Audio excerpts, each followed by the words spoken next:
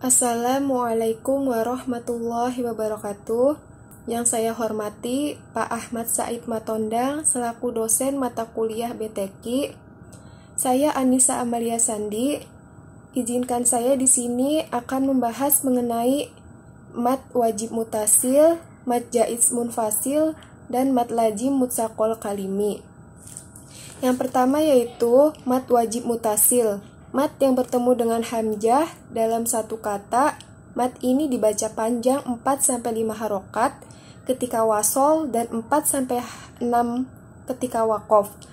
Adapun saya akan membacakan 5 contoh ayat yang termasuk ke dalam mat wajib mutasil. Yang pertama yaitu terdapat di dalam surah An-Naba ayat 1 yang berbunyi amma yatasaalun. Yang kedua terdapat dalam surah An-Naba ayat 26 yang berbunyi jaza'aw wifaqa.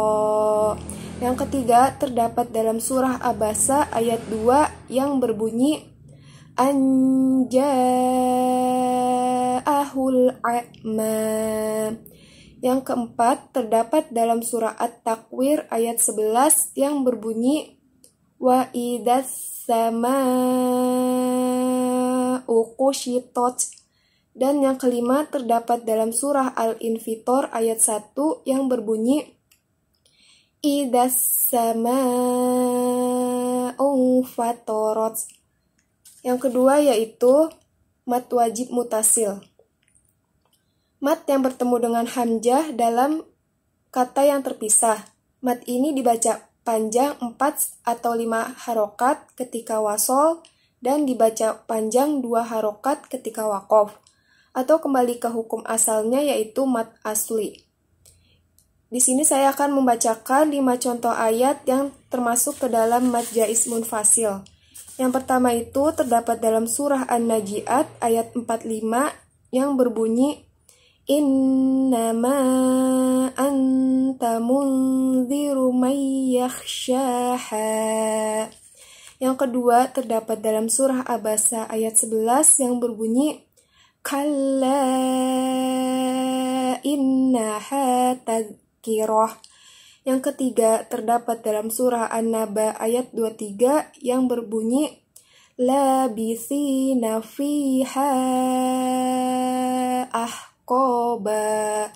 Yang keempat terdapat dalam surah Al-Kautsar ayat 1 yang berbunyi inna a'toinakal kautsar. Dan yang kelima terdapat dalam surah Al-Qadar ayat 1 yang berbunyi inna anzalnahu fi lailatul qadr. Dan yang ketiga yaitu mat lazim mutsaqal kalimi, mat yang bertemu dengan tasydid dalam satu kata, kadar panjangnya yaitu 6 harokat. Adapun saya akan membacakan 5 contoh ayat yang termasuk ke dalam mat lazim mutsaqal kalimi. Yang pertama yaitu terdapat dalam surah An-Najiat ayat 34 yang berbunyi fa'idha ja'atit tammatul kubra. Yang kedua terdapat dalam surah Abasa ayat 33 yang berbunyi fa'idha ja'atis sokhah.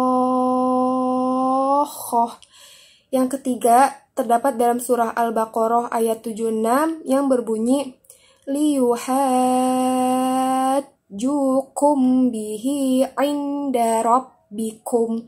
Yang keempat terdapat dalam surah Al-Mulk ayat 19 yang berbunyi fauqahum saffati wa yaqbid. Dan yang terakhir atau yang kelima terdapat dalam surah Al-Fajr ayat 18 yang berbunyi wala tahadduna ala ta'amil miskin.